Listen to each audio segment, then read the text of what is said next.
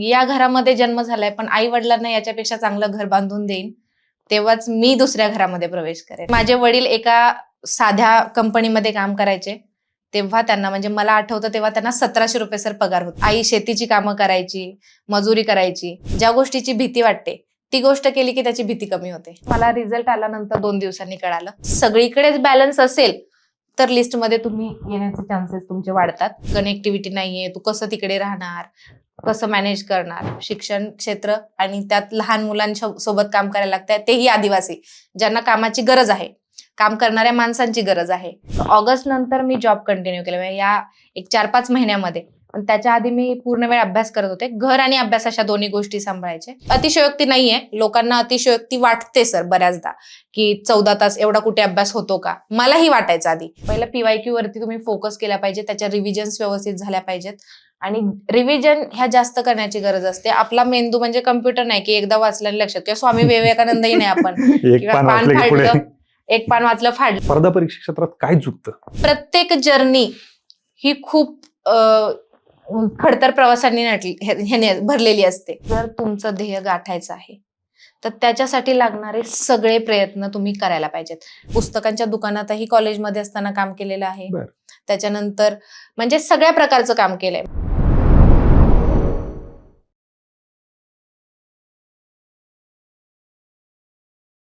नमस्कार, मी किरण निंबोरे आणि आपण पाहताय वास्तव कट्टा.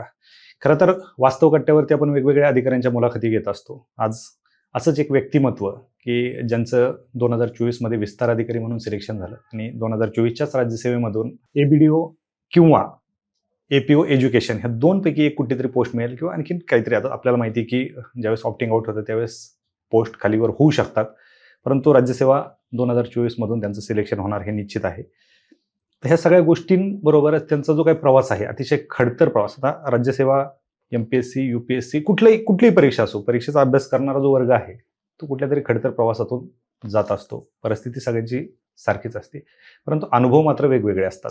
आता आपण जर पाहिलं तर ग्रामीण भागातील बहुसंख्य विद्यार्थी हे अडचणींचा पाडा वाचत असतात. माझी आर्थिक परिस्थिती अशी होती, मला इकडून सपोर्ट नव्हता, मला वेगवेगळी कारणं दिली जातात. म्हणजे माझ्याकडे पुस्तकं नव्हती, मला मार्गदर्शन नव्हतं.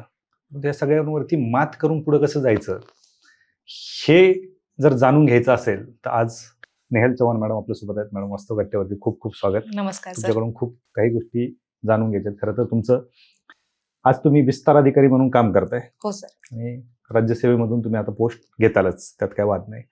परंतु एकंदरीत आज तुम्ही जव्हार सारख्या ठिकाणी काम करताय, आदिवासी भाग आहे, आणि सिस्टीममध्ये जाण्यापूर्वी पण तुम्ही भरपूर कामं केलेली. तुम्ही ज्यावेळेस आपण बोलत होतो त्यावेळेस तुम्ही तुमचे दिल्लीचे अनुभव सांगितले, कोविडमधले अनुभव सांगितले, तुमचे कामही सांगितले. पण तुम्ही सांगण्यापेक्षा ते तुमच्याकडून ऐकणं योग्य राहील. मी जसं बोललो आत्ता की परिस्थितीचा भाव केला जातो. काय आता नक्की आपण ग्रामीण भागातले विद्यार्थी असतो, प्रत्येकाची परिस्थितीच असते. काय होतं, कसं गेलं तुमचं बालपण? सर, बालपण म्हणजे आयुष्याचा प्रवास हा चालू झाला एका सिंगल खोलीतून, ज्याला प्लास्टर नव्हतं, खाली सारवायची जमीन होती, अशा ठिकाणी आयुष्याचा प्रवास केला होता. पण मनात निश्चितच एक गोष्ट तेव्हाच लहानपणी ठाणलेली होती, ती म्हणजे या घरामध्ये जन्म झालाय पण आई वडिलांना याच्यापेक्षा चांगलं घर बांधून देईन, तेव्हाच मी दुसऱ्या घरामध्ये प्रवेश करेन. आणि त्यासाठी मी म्हणजे मला लहानपणापासूनच अधिकारी व्हायचं होतं, पण तरी माझ्या आई वडिलांची परिस्थिती सुधरवायची आणि मला माझ्या भावाचं आणि बहिणीचं शिक्षण करायचं म्हणून मी सगळ्यात पहिले एक 5-6 वर्ष प्रायव्हेटमध्ये जॉब केला, आई वडिलांसाठी घर बांधलं, आणि त्यानंतर म्हणजे माझे भाऊ बहीण सेटल झाल्यानंतर मी माझ्या या प्रवासाला सुरुवात केली. तो निश्चित लहानपणापासूनचा जो प्रवास होता तो खडतरच होता, पण मला लहानपणापासून एक गोष्ट माहिती होती की हा प्रवास म्हणजे हा प्रवास आहे किंवा हा एक खडतर आयुष्य आहे, म्हणून आपल्याला पुढे जाऊन उंच उडण्याची एक आत्ता जी जिद्द आहे ती आहे. एक्झॅक्टली. आणि ती जिद्द लहानपणापासून मनात होती, म्हणूनच मला वाटतं पुढे जाता आलं. मग एज्युकेशन काय केलं तुम्ही? काय झालं? माझं सर BA जॉग्राफी झालेलं आहे. म्हणजे पहिल्यापासून या क्षेत्रात यायचं होतं, अधिकारीच व्हायचं होतं, म्हणून आर्ट्सला ऍडमिशन घ्यायचं हे फिक्स होतं. मग त्याच्यामध्ये मी 10वीला चांगले मार्क्स असतानाही आर्ट्सला ऍडमिशन घेतेय म्हणून बऱ्याच लोकांनी त्यावेळेला क्रिटिसाइजही केलं, पण डोक्यामध्ये चित्र क्लिअर होतं आपल्याला काय करायचंय. त्यामुळे कुणी किती क्रिटिसाइज केलं म्हणजे आपण म्हणतोच की बोला ऐकावे जनाचे आणि करावे करावे मनाचे, हे मी लहानपणापासूनच फॉलो करत आलेली आहे. मग स्पर्धा परीक्षेचा प्रवास कधी सुरू झाला? साधारणपणे डोक्यात पहिल्यापासून होतं. काही म्हणजे तुम्हाला सांगितल्याप्रमाणे घर बांधायचं होतं म्हणून जॉब केला आणि 2019 मध्ये मी एमपीएससीचा अभ्यास म्हणजे युपीएससीचा सुरुवातीला मी सुरू केला होता अभ्यास. 2 वर्ष युपीएससीची तयारी केली आणि त्यानंतर एमपीएससी कडे वळाले. ओके. आई वडील काय करत होते? आई वडील म्हणजे माझे वडील एका साध्या कंपनीमध्ये काम करायचे. तेव्हा त्यांना म्हणजे मला आठवतं तेव्हा त्यांना 1700 रुपये सर पगार होता. बापरे. महिना 1700? हा. आणि त्याच्यामध्ये आमचं 5 जणांचं कुटुंब चालायचं. आणि त्याच्यासोबतच आई शेतीची कामं करायची, मजुरी करायची आणि त्याच्यातून आम्हाला त्या दोघांचंही एकच सर लहानपणापासून म्हणजे मला असं वाटतं की आज मी एवढी शिकले किंवा माझे भाऊ बहीण शिकलेत तर त्याचं मेन रिझन आहे माझे आई वडील. म्हणजे माझ्या आईने नेहमीच ही गोष्ट आम्हाला नेहमी सांगितली की आज आम्हाला कष्ट करावं लागते कारण आम्ही शिकू शकलो नाही, तर तुम्हाला हे कष्ट करावे लागून नयेत म्हणून तुम्ही शिकलं पाहिजे. आणि तो एक नेहमीच लहानपणापासून तिचा आमच्यावरती तगादा असायचा की हे तुम्ही अभ्यास केला पाहिजे, बाकी काही करू नका, मी सगळं काम करेन पण तुम्ही अभ्यास केला पाहिजे. बरोबर. कारण त्यांना जे करता आलं नाही ते त्यांनी आम्ही करावं म्हणून ते नेहमीच प्रयत्नशील होते. आणि ते जे करतात ते तुम्ही भविष्यात करू नये म्हणून हे प्रयत्न. असं वाटलं नाही कधी की स्पर्धा परीक्षा म्हणलं की अनिश्चित क्षेत्र आहे? हो सर. कुणीही गॅरंटी देऊ शकत नाही की मी पास होईल आणि मी अधिकारी होईल, तरी तुम्ही याच्यात उडी मारली. भीती नाही वाटली? सर भीती वाटते, पण मला एक गोष्ट म्हणजे एक वाचलेलं वाक्य आहे लहानपणी, ज्या गोष्टीची भीती वाटते ती गोष्ट केली की त्याची भीती कमी होते. त्यामुळे नेहमीच असं होतं की भीती अनिश्चितता होती. म्हणजे मी जॉब सोडला तेव्हा मला 35,000 इन हँड पगार येत होता. तो जॉब सोडून अभ्यासाला सुरुवात करणं ही खरंच माझ्यासाठी त्यावेळेला खूप मोठा डिसिजन होता. कारण माझं पूर्ण कुटुंब माझ्या पगारावरती चालत होतं असं तुम्ही म्हणू शकता. पण मग त्यावेळेला नुकतं माझ्या भावाचं आणि बहिणीचं ग्रॅज्युएशन संपून ते सुद्धा जॉबला लागले होते. सो मला एक घर कसं चालेल हा प्रश्न नव्हता. एक छोटं घर आई वडिलांसाठी बांधलेलं होतं त्यामुळे त्यांचाही प्रश्न नव्हता. तर मला जे करायचे त्याच्यासाठी मी तयार होते. बरोबर. आणि माझी काही सेव्हिंग्स पण मी करून ठेवलेल्या होत्या की मला काही या काळामध्ये येईल. आणि दुसरी गोष्ट अशी होती, माझं पोस्ट ग्रॅज्युएशन कम्प्लीट झालेलं होतं, मी नेट सेट करू शकत होते किंवा मी जरी प्रायव्हेटमध्ये परत जायचं म्हटलं तरी मला तीही संधी होती. त्यामुळे मला नंतर काय करू असा प्रश्न नव्हता. मला माझे 100% देऊन एकदा ट्राय करायचं आहे हे मात्र मला निश्चितच करायचं होतं. त्यामुळे मी त्या भीतींवरती किंवा या सगळ्यावरती ओव्हरकम करून डिसिजन घेतला होता. पण दिल्लीला जाण्याचा निर्णय कसा झाला? सर दिल्लीला जाण्याचा निर्णय म्हणजे एक म्हणतात ना की तुम्हाला एखादी गोष्ट करायची असेल तर नशीब तुमच्या सोबत असतंच. बरोबर. तर तसंच झालं. मी जस्ट अभ्यासाला सुरुवात केली आणि मला वाटतं 2च महिन्यात सारथीची ऍडव्हर्टाइजमेंट आली, जी पहिलीच ऍडव्हर्टाइजमेंट होती. आणि मला खरं सांगायचं तर ती ऍडव्हर्टाइजमेंट वाचून विश्वासच बसला नव्हता की असं काही होऊ शकतं की दर महिन्याला तुम्हाला क्लासेस गव्हर्नमेंट लावून देणार आणि तुम्हाला तिथे राहायला दर महिन्याला 13,000 रुपये पण देणार. ही गोष्ट विश्वास बसण्यासारखी तेव्हा नव्हतीच माझ्यासाठी. बरोबर. आणि मग मी म्हटलं ठीक आहे आपण बघूया. देऊन फॉर्म भरला, युपीएससीची प्रिलिम्स दिली आणि पहिलाच अटेम्प्ट होता. फार ब्लंडर झालं तिथे, टाइम मॅनेजमेंट नाही झालं. त्याच्यानंतर 1 आठवड्यानी सारथीची एक्झाम होती आणि सारथीची एक्झाम त्याच्यामध्ये क्लिअर झाली. आणि मला सर सांगायला खूप म्हणजे आनंद वाटतो की त्यावेळेला सारथीचे 250 मुलं होते, त्यातले मॅक्झिमम मुलं हे 3-3, 4-4 अटेम्प्ट दिलेले होते. आणि मी अशी होती की मी जस्ट अभ्यास सुरुवात केलेला होता आणि त्या मुलांच्या बरोबर माझं सिलेक्शन झालेलं. आणि त्याच्यामुळे मला एक खूप मोठा एक चांगला क्राऊड भेटला ज्यांच्यासोबत मी अभ्यास करत होते आणि त्या क्राऊडचाही मला फार फायदा झाला. बरोबर. त्यावेळेस अभ्यास कुठं करत होता? त्यावेळेस मी पुण्यातच अभ्यास करत होते. माझी पूर्ण फॅमिली मी तेव्हा पुण्यात शिफ्ट केलेली होती माझ्यासोबतच. मग तेव्हाच माझे भाऊ बहीण इकडे येऊन जॉबला लागलेले होते. मग त्यामुळे पूर्ण फॅमिली पुण्यात सेटल झालेली. मी पुण्यामध्येच बालाजीनगरच्या तिकडे अभ्यास करायचे. आणि तिथून मग दिल्लीला जाण्याचं, जेव्हा सारथीचं सिलेक्शन झालं तेव्हा दिल्लीला जाण्याचा निर्णय घेतला होता. काय फरक होता? पुण्यात पण अभ्यास केला, दिल्लीत पण अभ्यास केला, दिल्ली आणि पुण्यात? तर वातावरणामध्ये फरक जाणवतो. म्हणजे तिथे जो क्राऊड आहे, म्हणजे जिथे आता आपण बघितलं पुण्यामध्ये गेलो सदाशिव पेठेमध्ये चालताना आपल्याला आजूबाजूला एमपीएससीतून सिलेक्शन झालेले बरेच अधिकारी भेटतात. बरोबर. युपीएससीचं दिल्लीमध्ये तसं आहे की चालता बोलता युपीएससी मधून सिलेक्शन झालेले खूप लोक भेटतात. त्याच्यामुळे तुम्हाला त्यांची अभ्यासाची मेथड असेल, एक स्कोप जे म्हणतात ना, म्हणजे डबक्यातून बाहेर पडून तुम्ही जग बघता तेव्हा तिथे गेल्यानंतर किती लेवलचा अभ्यास लोक करतात. किती वेळ अभ्यास करतात, त्याचं एक म्हणजे अतिशय चांगली उदाहरणं तुम्हाला तिकडे बघायला मिळतात. इतिहास बसून आपण ज्या पद्धतीने अभ्यास करतो आणि तिथे लोक जशा पद्धतीने अभ्यास करतात, यात किती फरक आहे याचा अंदाज तिथे आल्यानंतर आला. बर. लिहिण्याच्या मेथड्स कशा असतात, लोक कशा पद्धतीने पेपर लिहित असतात, कसे चेक करून घेत असतात, किती वेळ अभ्यास करतात, अशा बऱ्याच गोष्टी तिथे गेल्यानंतर सर समजल्या. बर. म्हणजे तो एक खूप मोठा, म्हणजे मला असं वाटतं की दिल्लीला गेल्यानंतरचा जो वेळ होता माझा, तो मला खूप नवीन गोष्टी शिकवणारा, खूप मोठं एक्सपोजर देणारा टाइम होता. तो आयुष्यातला तो एक खूप सुवर्ण अक्षरात लिहिण्यासारखा वेळ होता माझ्यासाठी. बरोबर. कारण त्याच गोष्टी शिकायला कदाचित पुण्यात तुम्हाला खूप वेळ गेला खूप असता. वेळ गेला असता. कारण त्या प्रकारचे लोक इथं नव्हते. बरोबर. पुणे म्हटलं की आपण पाहतो की राज्यसेवा किंवा एमपीएससी बेसिकली जास्त प्रमाणात आहे. आणि तिकडे जर पाहिलं सगळे IAS साठीच हो. प्रिपेअर करणारे. आणि सर असं झालेलं होतं की सारथीची जी पहिली बॅच होती आमची, त्याच्यामध्ये महाराष्ट्रातले जे सिलेक्शन झालेली मुलं होती, तो क्राऊड खूप क्रीम क्राऊड होता. म्हणजे तो 250 लोकांचा जो क्राऊड आहे, मला वाटतं आज त्यातले मॅक्झिमम लोक गव्हर्नमेंट मधल्या कोणत्या ना कोणत्या पोस्टवरती काम करतात. बर. जे आमच्या बॅचमध्ये आमच्या सोबत लोक होते, मॅक्झिमम लोक. म्हणजे तुम्ही, मला वाटतं त्यामध्ये 60-70% लोक किंवा त्याच्यापेक्षा जास्तच आकडा असेल, तो जो त्यांच्यासोबतचा जो प्रवास होता, त्यांच्याबरोबर ज्या गोष्टी शिकायला मिळाल्या, त्या खूप म्हणजे खूपच चांगल्या होत्या. क्या बात आहे. दिल्लीवरून कधी आलात रिटर्न? सर दिल्लीवरून कोविडमध्ये. बर. कोविडमध्ये एक स्टुडंट स्पेशल ट्रेन आली होती आपली दिल्लीवरून महाराष्ट्रामध्ये. त्या ट्रेनची अरेंजमेंट करण्यामध्येही काही प्रमाणामध्ये माझा रोल होता. सो त्या ट्रेननीच आम्ही दिल्लीमध्ये रिटर्न आले. क्या बात आहे. पण त्यावेळेस असं वाटलं नाही की आता कोविड आलाय, दिल्लीवरून रिटर्न चाललोय, भविष्य कोणालाच माहित नव्हतं, जॉब सोडलेला होता, पुढे काय अंधार वाटला नाही? सर तिकडून मी दिल्लीवरून आले त्यावेळेला हाच प्रश्न होता म्हणजे माझ्या डोक्यामध्ये. त्यावेळेला एक लकीली असं हे होतं की मी जॉब करत असताना माझं पोस्ट ग्रॅज्युएशन कम्प्लीट केलं होतं. क्या बात. आणि त्या पोस्ट ग्रॅज्युएशन कम्प्लीट करण्याचा एक तिथे फायदा झाला की चला नेट सेट देऊयात. आणि नेट सेटचा फॉर्म भरला.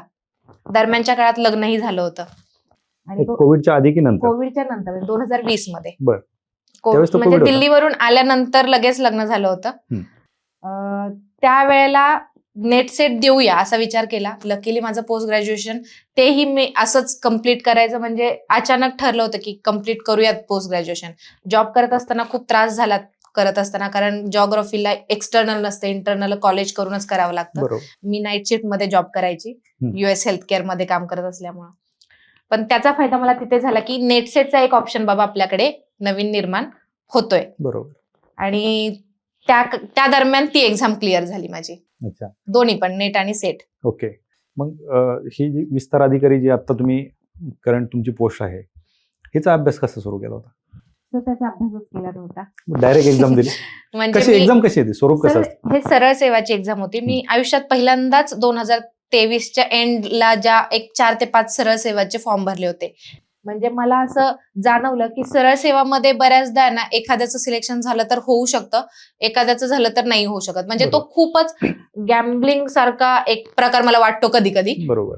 पण मग मी तेव्हा असं ठरवलं की चला आपण ह्या वेळेला सरळ सेवाची आपण एक्झाम देऊ. आपल्याकडे आता काहीच हातात नाहीये, आता आपल्याला बाकीचे ऑप्शन्सही बघितले पाहिजेत. म्हणून मी राज्यसेवा, कंबाईंड, सरळ सेवा असे सगळे फॉर्म भरले होते. आणि त्याच्या एक्झाम्स टप्प्याटप्प्याने होत होत्या. प्रत्येक ह्या महिन्यामध्ये एक एक्झाम, पुढच्या महिन्यामध्ये एक एक्झाम. आणि ज्यामधून माझं विस्तार अधिकारी म्हणून निवड झाली त्याचा पेपर राज्यसेवेच्या पेपरच्या आधी 2 दिवस होता. सो माझा विचार होता की एक्झाम द्यायची नाही, विस्तार अधिकारी. हा. पण एक्झाम दरम्यानच्या काळात राज्यसेवा 1 महिन्यासाठी पोस्टपोन झाली. म्हटलं आता वेळ आहे तर आपण देऊया पेपर. आणि तो पेपर दिला. त्याचा 1-1.5 महिन्यामध्ये मला वाटतं रिझल्ट, पण नाही, एप्रिलमध्ये पेपर झाला होता, ऑगस्टमध्ये त्याचा रिझल्ट आला, जुलै-ऑगस्ट मध्ये. ओके. आणि त्यामध्ये सिलेक्शन झालं. म्हणजे माझा तो एक डिसिजन की पेपर नको द्यायला, हा मला कदाचित मागे घेऊन गेला असता. आणि पेपर पुढे गेला, हे तुम्हाला पुढे घेऊन गेलं नक्कीच. असं नाही वाटलं की आपण तर UPSCची तयारी करत होतो, IAS बनण्याचं स्वप्न, आणि सरळ सेवेतून आपण पोस्ट घेण्यासाठी ती परीक्षा देतो, तुम्हाला द्यायची नव्हती तो भाग वेगळा आहे, पण दिल्याच्या नंतर असं कधी जाणवलं? सर मला असं नाही जाणवत. म्हणजे ठीक आहे, प्रत्येक गोष्ट आपण जी ठरवतो ती होतेच असं नाही. बरोबर. म्हणजे काही गोष्टी तुम्ही त्या ऍक्सेप्टही केल्या पाहिजेत की आयुष्यात काही गोष्टी घडतात तर काही घडत नाहीत. प्रत्येकाच्या बाबतीत ही गोष्ट होते, त्यामुळे मी त्या गोष्टी खूप जास्ती मनाला लावून घेत नाही. त्यापेक्षा जी संधी मला मिळाली आहे त्या संधीचं सोनं करणं, त्यामध्ये मनापासून काम करणं, हे माझ्यासाठी प्रायोरिटी असतं. म्हणजे मला हे मिळालं नाही म्हणून मी प्रयत्न करेल, अजूनही मी नक्की प्रयत्न करेल, पण मला मिळालं नाही किंवा मला ते न मिळता दुसरंच काहीतरी मिळालंय म्हणून दुःखी होणं हा माझा स्वभाव नाही. काहीतरी मिळालं या आजच्या काळामध्ये ही खूप मोठी ही गोष्ट खूप आहे. मोठी गोष्ट आहे. तर काय सिच्युएशन होती ज्या दिवशी रिझल्ट आला? कारण पहिलीच पोस्ट होती. हो सर. सर खरं सांगू, मला रिझल्ट आल्यानंतर 2 दिवसांनी कळालं. मी लोकं तेव्हा आधीच थोडं व्हायरल फीवर होता, त्यामुळे माझी तब्येत खराब होती आणि अचानक 2 दिवसांनी मी मोबाईल पाहिला तर रिझल्ट आला होता. तर मी पहिलं ओपन केलं, नसेल झालं सिलेक्शन असं मला स्वतःलाच मी सांगितलं. परत म्हटलं आपण ओपन तरी करून बघूयात, म्हणून मी ओपन करून चेक केलं आणि चेक करता करता म्हणलं अरे झालं वाटतं माझं. माझ्या घरातल्यांचे कान टवकारले होते लगेच. जनरल मेरिट लिस्ट होती. त्याचीच वाट पाहत होते ना सगळे. हा, काय झालं म्हणलं नाही थांबा, काय नाही झालं. मग मी परत चेक केलं, क्रॉस व्हेरीफाय, पण मला ते सरळ सेवेचे रिझल्टच कसे लागतात ते माहिती नव्हतं. मग मी माझ्या 2-3 मित्रांशी बोलले, म्हणले हे फक्त रिझल्ट बघा, ही ऍडव्हर्टाइजमेंट बघा आणि मला सांगा हे झालंय की नाही सिलेक्शन. ते म्हणे झालेलं आहे तुमचं सिलेक्शन मॅडम. मग मी म्हटलं तरी पण जोपर्यंत फायनल लिस्ट येत नाही तोपर्यंत कोणाला सांगायचं पण नाही आणि आपण कोणाशी बोलायलाही नको. मग आम्ही वाट बघितली आणि मला वाटतं 10-1 दिवसामध्ये लिस्ट आली, फायनल लिस्ट. हा, आणि त्याच्यातही सर गंमत एक वेगळीच होती. म्हणजे जनरली कसं असतं की मुलांचा कट ऑफ वेगळा असतो, मुलींचा वेगळा असतो. बरोबर. त्या लिस्टमध्ये त्यांनी लावताना एकत्रच लावलं होतं.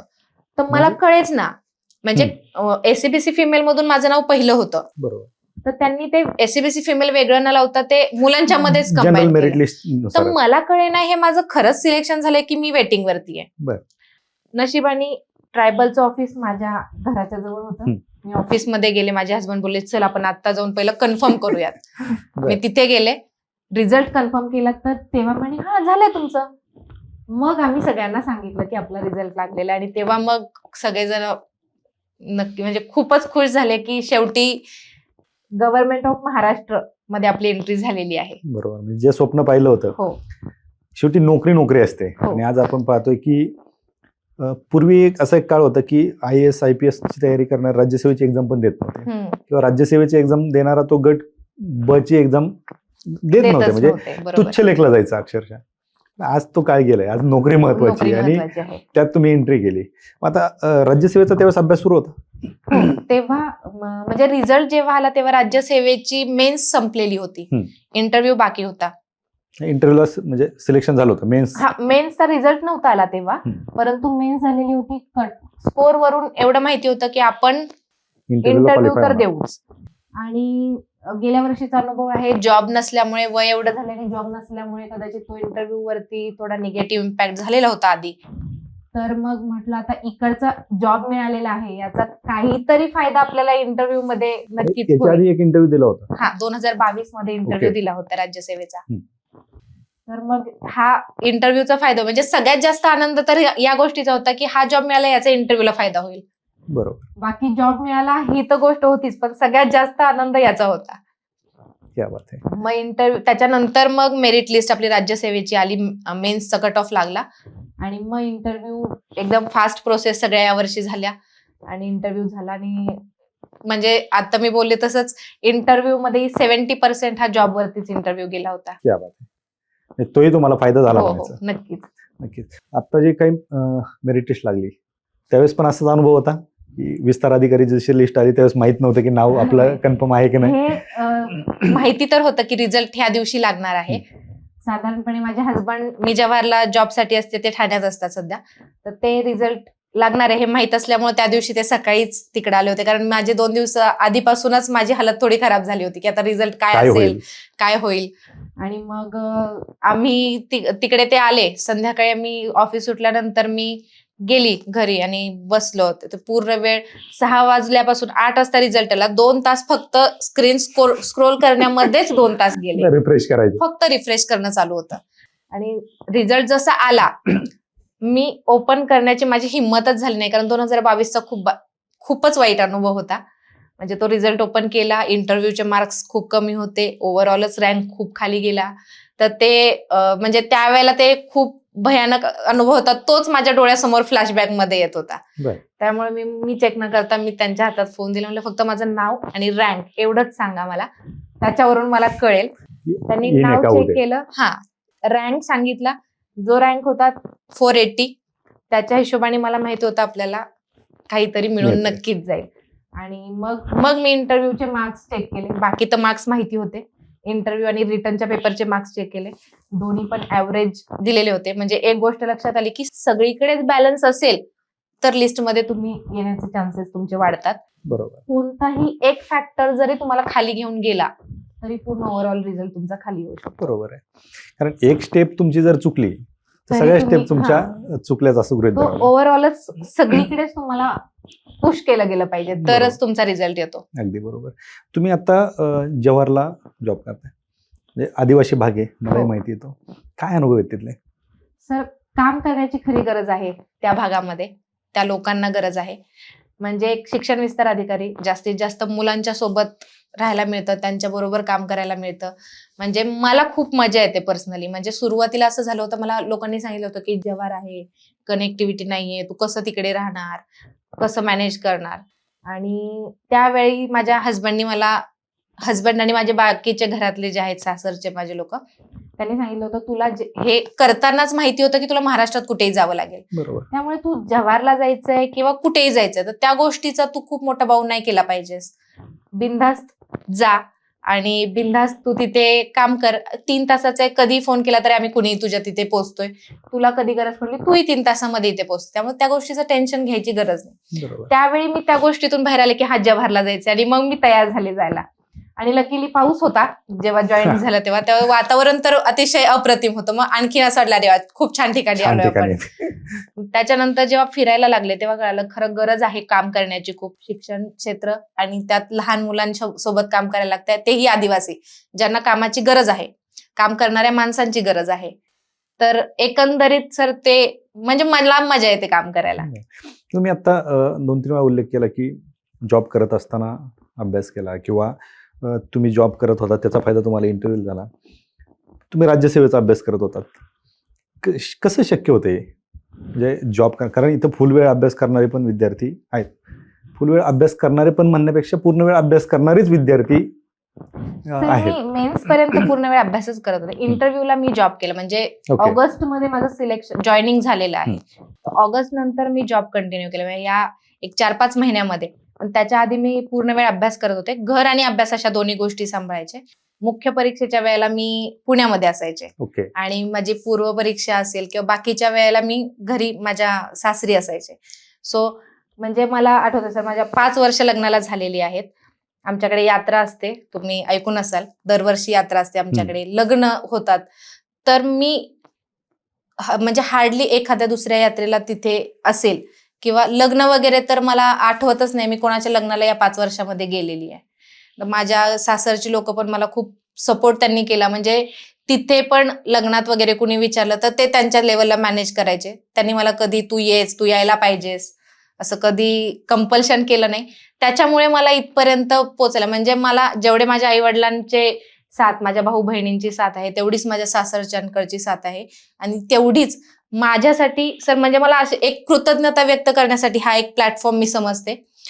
माझे आई वडील असतील, माझे मामा मामी असतील, भाऊ बहीण, माझ्या सासरकडचे सगळे, माझे सगळे शिक्षक, म्हणजे मी पहिलीला असल्यापासून ते आज माझा रिझल्ट लागेपर्यंत ज्याही लोकांची एक शिक्षक म्हणून मला मदत मिळाली, माझे सगळे मित्रमैत्रिणी, ह्या सगळ्यांसाठी आज कृतज्ञता व्यक्त करते मी मनापासून.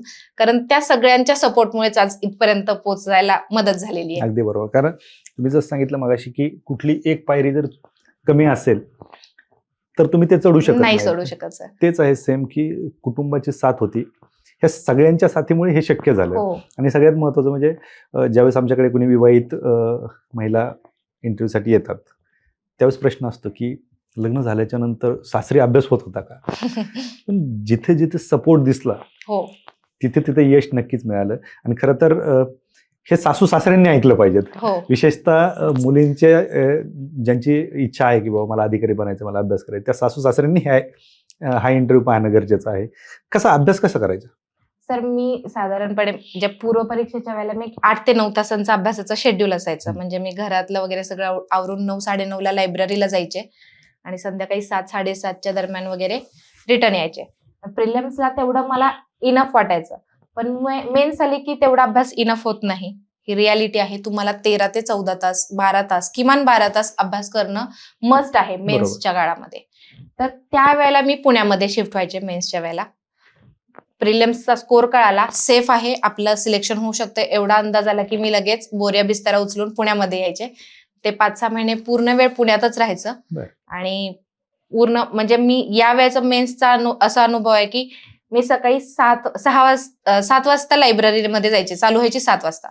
7 ला जायची, 11 वाजेपर्यंत लायब्ररीत, फक्त मध्ये जेवायला वगैरे चहा प्यायला जेवढं आपण जाऊ बाहेर तेवढा काळ. त्याच्यानंतर 11 ला मी रूमवरती जाऊन परत 1 वाजेपर्यंत असं झोपून असं पुस्तक घेऊन बसायचे. ते जेव्हा जोपर्यंत पुस्तक असं तोंडावर पडत नाही तोपर्यंत मी रिव्हिजन करायचे. आणि जेव्हा ते तोंडावर पडेल तेव्हा माझी एक रूममेट होती, ती ते पुस्तक उचलून साईडला ठेवून द्यायची. म्हणजे हा एवढा वेळचा अभ्यास करायचा. त्याचबरोबर या वेळेला म्हणजे ही अतिशयोक्ती नाहीये, लोकांना अतिशयोक्ती वाटते सर बऱ्याचदा की 14 तास एवढा कुठे अभ्यास होतो का. मलाही वाटायचं आधी, प्रांजळपणे कबूल करते की आधी मलाही हेच वाटायचं. पण ज्या वेळेला या वेळेला मी अभ्यास केला, म्हणजे माझ्यासाठी काही 2-3 मेंटर्स आहेत, म्हणजे प्रमोद वडवकर सर असतील किंवा संकल्प सर असतील, तर या लोकांनी मला त्या गोष्टीसाठी पुश केलेलं आहे. संकल्प सरांच्या जे सेशन सकाळी अर्ली मॉर्निंग सेशन व्हायचे, 6 वाजता लेक्चर चालू व्हायचं, तर सरांनी ती सवय लावली होती अभ्यासाचा टाइम वाढायची. तोपर्यंत म्हणजे 22 ला जर मी संकल्प सरांच्याकडे गेले असते तर कदाचित माझा रिझल्ट 22 ला आला असता. त्यांच्यामुळे तो एक पुश भेटला. माझा मार्कांचा जो एक 2-3 सब्जेक्टचे मार्क जे ग्रीप घेतली ते त्याच्यामध्ये मी त्यांना पण खूप जास्ती म्हणजे त्यांचा वाटा आहे त्याच्यामध्ये. तर या सगळ्या ज्या गोष्टी आहेत, मग ते 13-14 तास अभ्यास करणं असेल, तुम्ही येता जाता, खाता पिता, आंघोळ करताना, काही करताना काहीतरी ऐकत राहणं असेल, ह्या गोष्टी गरजेच्या आहेत. बरोबर. म्हणजे तुम्ही एक तर अभ्यासात राहा, नाही तर अभ्यासाच्या वातावरणात राहा. तुम्ही हे गरजेचं आहे. तुम्ही जे आता म्हटलं की 14 तास अभ्यास करणं हे लोकांना अतिशयोक्ती वाटतं. हो. मी थोडासा उलटा विचार करतो. तुम्ही 14 तास नाही, तुम्ही 24 तास त्या अभ्यासात असला पाहिजे. जसं तुम्ही आता सांगितलं की खाता पिता, झोपताना, म्हणजे तुमचे स्वप्न सुद्धा तुम्हाला अभ्यासाची पडली पाहिजेत. म्हणजे लोक म्हणतात ना की मी अतिशयोक्ती वाटतं लोकांना, 14 तास अभ्यास केला, 18 तास अभ्यास केला. नाही, अतिशयोक्ती नसतं ते. कारण तुम्ही सकाळी 7 ला अभ्यासाला जर बसलात तर तुम्ही रात्री 12 वाजेपर्यंत झोपेपर्यंत तुम्ही त्याच मोडमध्ये असले पाहिजे, त्याच वातावरणात असले पाहिजे. स्वप्नावरून सर एक गोष्ट मला खूप म्हणजे एक कॉमेडी पण तुम्ही म्हणू शकता. पूर्व परीक्षेची तयारी चालू होती, शेवटचा आठवडा राहिला होता आणि माझ्या स्वप्नात एक दिवस आलं की CIC वरती एक्झामला प्रश्न आलाय आणि मला तो आठवत नाहीये. तर मी CIC ची रिव्हिजन केली. म्हणजे मला स्वप्नात पडलं, मी स्वप्न पडल्यानंतर मी आले लगेच दुसऱ्या दिवशी पहिलं जाऊन तो टॉपिक रिवाइज केला आणि सर एक्झाम मध्ये 2 प्रश्न त्या टॉपिक वरती, सेम टॉपिक वरती 2 प्रश्न आले. स्वप्न दाखवू शकतात. हा, ते इमिजिएट मला ते असं की ते स्वप्न, ते प्रश्न आणि ते रिव्हिजन ते पटकन लिंक झालं, लगेच मार्क केले. म्हणजे तो इतका तो अभ्यासाचा विचार चालू होता की तुम्हाला ते स्वप्न पण तीच पडतात. बरोबर. म्हणजे आता ह्या अभ्यासामध्ये तुम्ही जसं सांगितलं रिव्हिजन किती महत्व असतं, रिव्हिजन असेल किंवा PYQ असेल. कारण बरेच अधिकारी, म्हणजे प्रत्येक अधिकारी इथं आल्याच्या नंतर सांगतात की प्रिव्हियस इयर क्वेश्चन पाहिले पाहिजेत, क्वेश्चन पेपर अनालिसिस केलं पाहिजे, रिव्हिजन केलं पाहिजेत, तरी मुलं करत नाहीत. का बरं? काय असं त्यात काय एवढं जड असतं का ते जास्त? सर मी सुद्धा केलं नव्हतं, म्हणूनच रिझल्ट येत नव्हते. आणि ज्या वेळेला करायला सुरुवात केली तेव्हा रिझल्ट यायला लागले. काय पाहिजे अजून? म्हणजे मला स्वतःच एक्झाम्पल आहे, मला दुसऱ्या कोणाचं एक्झाम्पल बघण्याची गरज नाही वाटत आहे. मला स्वतःलाच हे जाणवतं जेव्हा तुम्ही ते PYQ करता, जेव्हा तुम्ही त्या रिव्हिजन्स तेवढ्या मॅक्झिमम करता, त्यावेळेला तुमचे रिझल्ट लगेच इमिजिएट चेंज होतात. म्हणजे माझा असा अनुभव आहे, कंबाईंडचे मी प्रिलिम्स आतापर्यंत देत होते. माझी PSI ची दरवेळेला निघायची प्रिलिम्स, बाकी निघायची नाही, कारण एक पर्टिक्युलर ठिकाणी स्कोर येऊन स्टक व्हायचा. या वर्षीच्या प्रिलिम्सला म्हणजे 2024च्या जेव्हा माझा राज्यसेवेचाही रिझल्ट आलाय, त्यावेळेच्या प्रिलिम्सला मला कंबाईंडला 72 मार्क्स होते. 72 मार्क्स? हा. पुढे दिली का नाही? मेन्स दिली. मेन्स मध्ये PSI ला आता आहे, माझं क्वालिफाय झालेलं आहे PSI साठी. तर ऑब्व्हियसली आता जाण्याची गरज वाटत नाहीये, पण मला असं वाटतं की मग तो स्कोर येण्यासाठी त्याच गोष्टी आहेत. PYQ बघताय का, रिव्हिजन करताय का, आणि जर तुम्ही ते करत आता ते 72 मार्क्स आहेत, त्याच्यामध्ये एक प्रश्न असा होता की जो PYQ होता आणि माझा तरी चुकला. कदाचित आज तुम्हाला 72 मार्क आहेत म्हणून ते जास्त वाटते. हा, तोच जर रिझल्ट तुमचा 1 मार्कने गेला मार्काने तर गेला असता तर त्या PYQचं महत्व तिथे तुम्हाला लक्षात आलं असतं. म्हणजे PYQ करणं आणि ते पाठच करणं आणि त्याच्या अराउंडचे क्वेश्चनही पाठ करणं, हे सगळ्यात पहिलं बेसिक तुम्ही केलं पाहिजे. बरोबर. आणि तरच तुम्ही पुढच्या गोष्टी करण्यासाठी, म्हणजे टेस्ट सिरीज म्हणा, हे म्हणा ते म्हणा, टेस्ट सिरीज गरजेच्या आहेत प्रॅक्टिस करण्यासाठी, पण PYQ झाले असतील तर, बरोबर, अन्यथा नाही. पहिलं PYQ वरती तुम्ही फोकस केला पाहिजे, त्याच्या रिव्हिजन्स व्यवस्थित झाल्या पाहिजेत. आणि रिव्हिजन ह्या जास्त करण्याची गरज असते. आपला मेंदू म्हणजे कम्प्युटर नाही की एकदा वाचलं आणि लक्षात, किंवा स्वामी विवेकानंदही नाही आपण एक पान वाचलं की पुढे. एक पान वाचलं, फाडलं आणि लक्षात राहिलं. तुम्हाला रिव्हिजन करावी लागते. म्हणजे माझ्यासारख्या सर्वसामान्य व्यक्तीसाठी 10 वेळा एखादी गोष्ट वाचणं गरजेचं आहे. म्हणजे तेही व्यक्तिपरत्वे मला वाटतं बरोबर. बदलतं, की तुम्हाला कदाचित 2 वेळा वाचून लक्षात राहील, मला 10 वेळा लागेल. तर बरोबर. मला मग 10 वेळा वाचण्यासाठी मला 14 तास करणं गरजेचं आहे.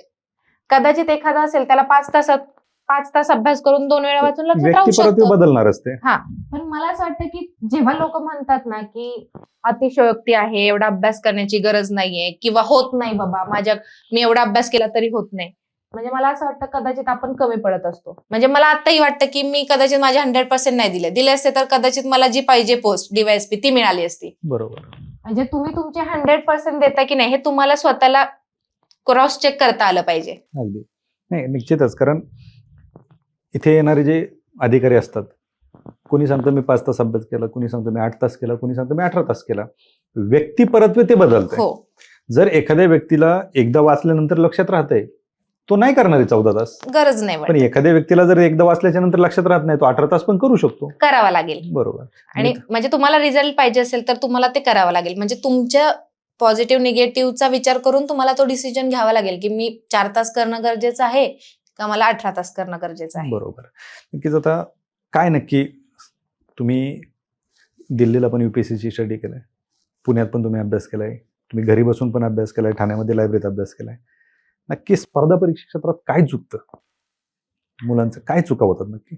सर, म्हणजे माझा जर विचार केला तर माझे हे 5 वर्ष तुम्ही पकडून चला की मी अभ्यास करत होते. मला असं वाटतं की तुमच्या अभ्यासावरती कॉन्सन्ट्रेशन तुम्ही तुमच्या 100% देताय की नाही हे डेली जर चेक केलं. म्हणजे मी आत्तापर्यंत कॉलेज लाईफमध्ये मी असं एकदा केलं होतं की मी दिवसभरामधले किती तास प्रोडक्टिव्ह काम केलं याचं मी एक शेड्यूल बनवायचं. रोजच्या रोज संध्याकाळी लिहायचं ते, आणि मग ते आपल्याला ग्रीन किंवा रेड मार्क द्यायचा. ग्रीन असेल तर आपण खूप चांगलं काम केलंय, रेड द्यायचा म्हणजे आपण ते केलेलं नाहीये. ते मी सर ह्या मेन्सला स्ट्रॅटेजी केली होती. म्हणजे मी दिवसभरामध्ये शेड्यूल बनवायची आणि एक जे आपलं डायरी असते, डायरीमध्ये पहिल्या पेजवरती तुमच्या सगळ्या डेट्स असतात, तिथे लिहायचं की आजचा 12 तास, 9 तास, 14 तास, 13 तास, 13.5 तास जे पण असेल ते. आणि मग त्याच्यातून मला जाणवायचं की आज आपण किती अभ्यास केला, आणि प्रोडक्टिव्ह अभ्यासच लिहायचा त्याच्यामध्ये. मग त्याच्यामधून असं झालं की मला ज्या दिवशी मी कमी अभ्यास करेल त्या दिवशी मलाच लाज वाटायची. म्हणजे लोकांचं कसं आहे की आपण असं म्हणतो आपण फक्त अभ्यास करतोय, पण तो खरंच करतोय का हे पाहणं जास्त गरजेचं आहे. अगदी बरोबर. आणि सर ह्या वेळेला मला अजून एक गोष्ट नमूद करावी वाटते की यावर्षी एक बदल असा होता की अभ्यासाला सोबत असणारे माणसं खरंच सिरियसली अभ्यास करणारे आहेत का, तो तर सगळ्यात मोठा की आणि पॉइंट आहे ते या. तुम्हाला ना पुश करतात. बरोबर. माझ्यासोबत अभ्यास करणारे लोक होते, खूप जास्ती सपोर्ट केला. म्हणजे प्रमोद वडवकर सर असतील, त्यांच्यासोबत मी अभ्यास केलेला आहे. प्रमोद सर असतील, आणखीन माझे मित्र आहेत. 2 मुली होत्या ज्या लहान होत्या, लहान म्हणजे त्या माझ्या लहान भावाच्या वयाच्या होत्या, 2000 वगैरे बॉर्न. तर त्या मुलींना बघून सर मला फार इन्स्पिरेशन वाटायचं. म्हणजे त्या मुली असा अभ्यास करायच्या की मला असं वाटायचं यार मी ह्यांच्यासमोर काहीच करत नाही.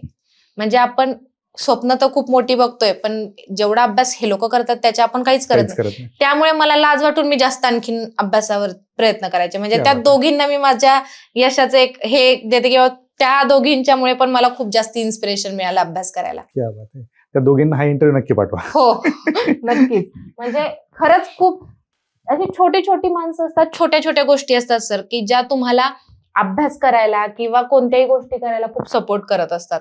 म्हणजे म्हणजे एक गोष्ट मी नेहमी डोक्यात ठेवत असते की तुम्ही चांगले असाल तर तुम्हाला खूप चांगली माणसं भेटतात. बरोबर, नक्कीच. आपण कसे त्याच्यावरती तुम्ही कसे आहात त्याच्यावरती. आणि मला असं खूप भारी वाटतं की मला आयुष्यात खूप चांगली माणसं मिळाली प्रत्येक क्षणाक्षणाला.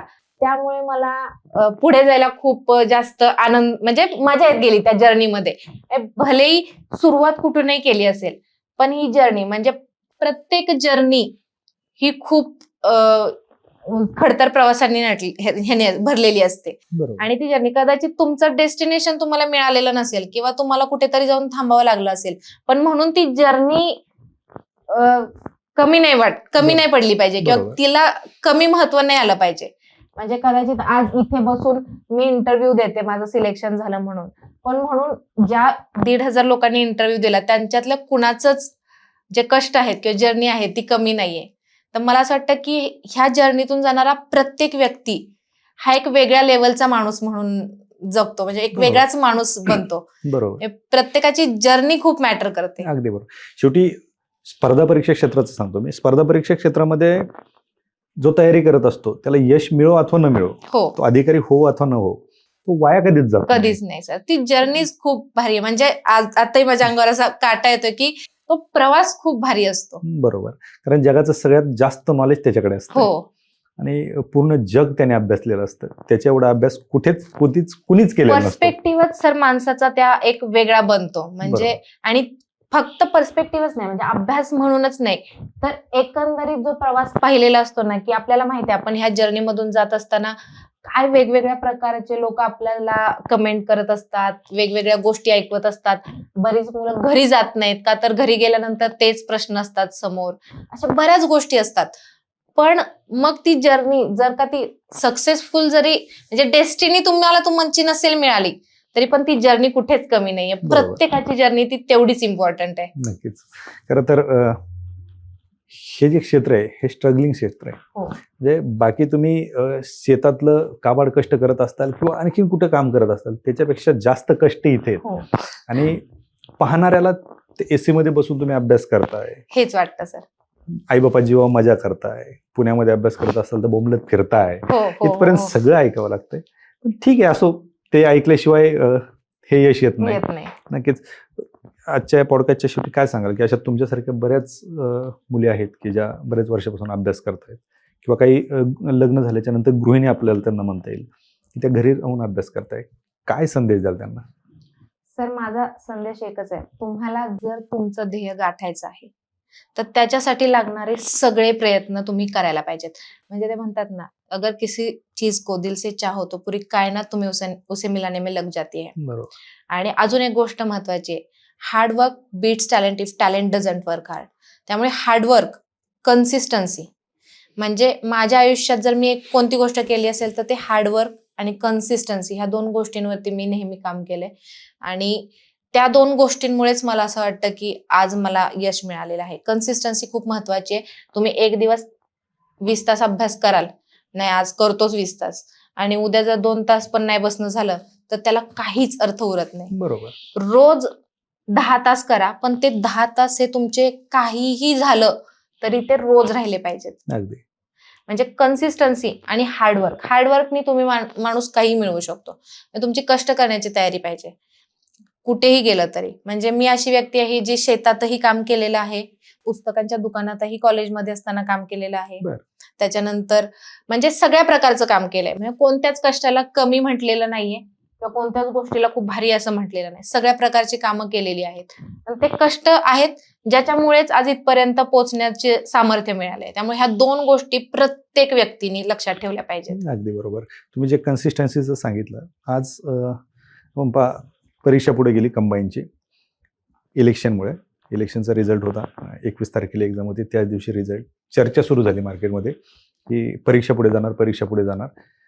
आणि याच्या चर्चेमध्ये लायब्ररी खाली झाल्या. हो. आणि मुलं परीक्षा पुढे जाणार म्हणून अभ्यास बंद केला.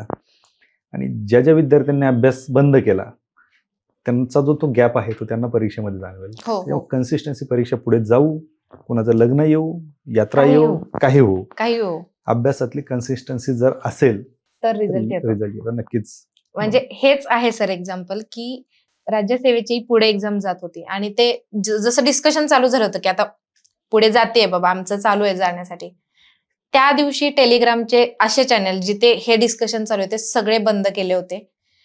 आपला प्रिलिमचा स्कोर सेफ आहे, आपल्याला माहिती आपण मेन्स देतोय, ती आज होऊ देत, उद्या होऊ देत, महिन्यानी होऊ देत किंवा 4 महिन्यांनी होऊ देत. बरोबर.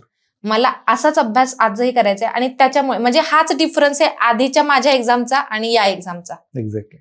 आणि त्याच्यामुळेच मला प्रत्येक ठिकाणी म्हणजे कंबाईनची प्रिलिम्स असेल, सरळ सेवेचा रिझल्ट असेल किंवा राज्यसेवेचा रिझल्ट असेल, तोच डिफरन्स आहे की ज्याच्यामुळे रिझल्ट आलाय.